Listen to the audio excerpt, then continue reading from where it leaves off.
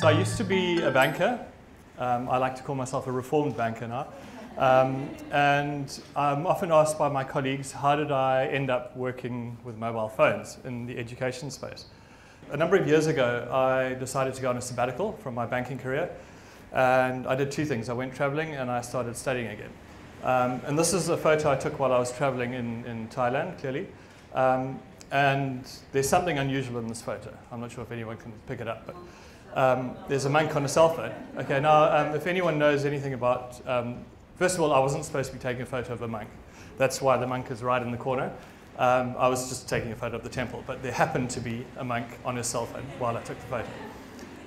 And the reason monks aren't supposed to have cell phones is because they're not supposed to have any material possessions. Okay, and that got me thinking, this is quite an interesting scenario. In my mind, there were two potential answers. One is that the phone has become so commonplace that it no longer has a material value, okay, and so monks are basically allowed to have phones. Or it's of such value that the monk is not willing to give up his phone. So he's almost going against his traditions to stay in touch. And one of my colleagues, female colleagues at work, came up with the third alternative, which is that's a direct line to Buddha. But be that as it may, it was interesting because that was in 2005. Okay, so it was quite some time ago. I was overseas at the time. I moved back to South Africa towards the end of 2009. And at that time, I had a 2-year-old, and my wife was about to give birth to our second child. And one of the things that was immediately apparent was how many people had phones. Okay. Now, I just want to pause for a moment and engage the audience a bit.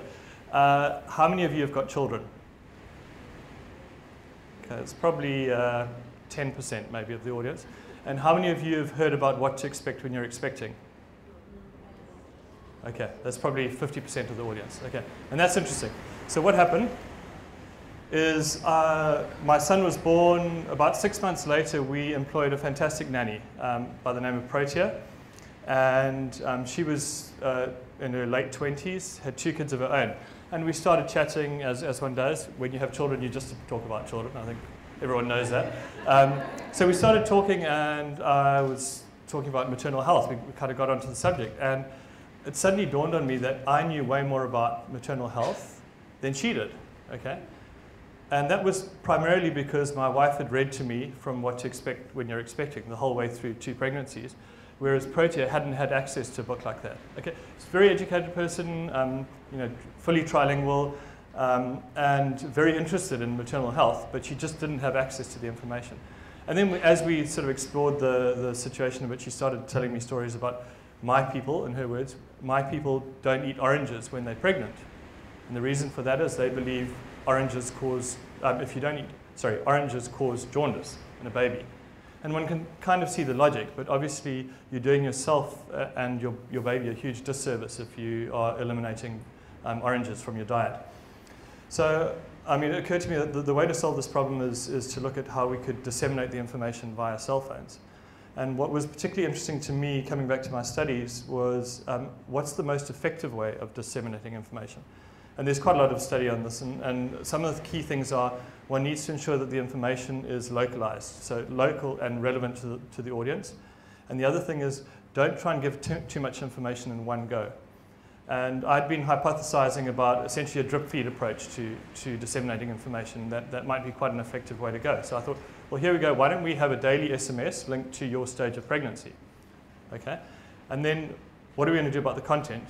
It's very fortunate that my wife's best friend is a pediatrician, so I roped her in. I roped in a midwife we just used, another friend's wife who was a midwife, a dietitian, a physio, a lactation consultant. So that was the group that I got together to work on content to make sure that it was local and relevant to a South African audience, and covering off the key issues that we need, like, or that we're exposed to here in South Africa, like HIV. So we launched it. It was an SMS-based project. And after about 6 months, we scaled to about, call it 900 people getting the daily bit of advice. But it was becoming quite expensive because we were funding the SMSs. And then I live in Stellenbosch, someone said to me, what about using Mxit? And at that stage, I was probably living in the dark ages, but I hadn't heard of Mxit. And for those of you who don't know Mxit, it's a mobile phone-based social network, and it's not just for teenagers. In fact, the bulk of the audience, about 50% of the audience, are black, of the ages of 18 to 25. And the important thing about Mxit is that it works on a feature phone. Okay, so it's a bit like WhatsApp crossed with Facebook, but with a strong social conscience. And so I went and investigated, and basically we redeveloped the app, launched it on Mxit. Within 2 weeks, we had 200,000 subscribers to the service, and that was costing us a fraction of what the SMSs cost us. Okay, and since then I've done a few interesting exercises. So the map here is the population distribution of South Africa, taken from the 2011 census.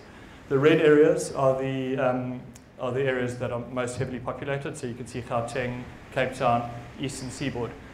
I then did an exercise. I took 1,000 of our subscribers and I plotted their GPS coordinates. So it's effectively less than 1% of our subscriber base. And that's what you get. Okay? And to me, the key thing here is we've achieved incredible geographic reach, okay, without spending 1 cent on distributing a book or a hardware of any type. This is completely using devices that are already out there in distribution. Okay. One of the fantastic things about Mxit is that you get feedback. People are very keen to actually open up a conversation. So from time to time, we do surveys asking them what they think of the service. And the last one we did, we had 3,800 responses, okay, in 1 weekend. Over 48 hours, 3,800 responses. And that's a word cloud, essentially, of what they were talking about. And there's an example. I hope everyone can read it. But it gives a good sense of how much they value the service. And there's another example. I then I came across a book called The Social Animal. And I highly recommend it to everyone who's in this room. What the Social Animal looks at is the concept of what the Americans call unconscious thought. I prefer to refer to it as subconscious thought. And there's been huge advances in neuroscience over the last few years, and there's become a real understanding of what subconscious thought is. We used to refer to it as essentially our gut instinct. Okay, trust your gut instinct. What we're finding is that it's not your gut instinct, it's actually subconscious thought. So the whole time you're thinking, you're probably using less than 10% of your brain to do conscious thought. The best way I find to describe it is to think about when you drive a car. Okay? Most of the time when you're driving a car, you are using subconscious thought. The traffic light goes red, you stop. You didn't actually think about the fact that you were stopping. It's all been pre-wired. Okay? Now why is this relevant? Well, what this book shows is that the first 1,000 days of a child's life is the most important in terms of establishing both subconscious and conscious thought. Okay? And by that stage, I had 3 young children. So the first thing I felt was a little bit guilty, I guess, that I wasn't stimulating my children enough. But the reality is my children are getting great stimulation. They're going to great schools where they get regular stimulation from their teachers. We get regular report backs on how they're doing. But it also got me thinking that at the end of the day, my kids are in a very fortunate position compared to a lot of kids in South Africa and certainly elsewhere across the developing world. So I was introduced to 2 occupational therapists. They run a program called Groovy Adventurers, and their focus is providing daily activities for children to do. So it's basically daily activities for the parent or a caregiver to do with the child.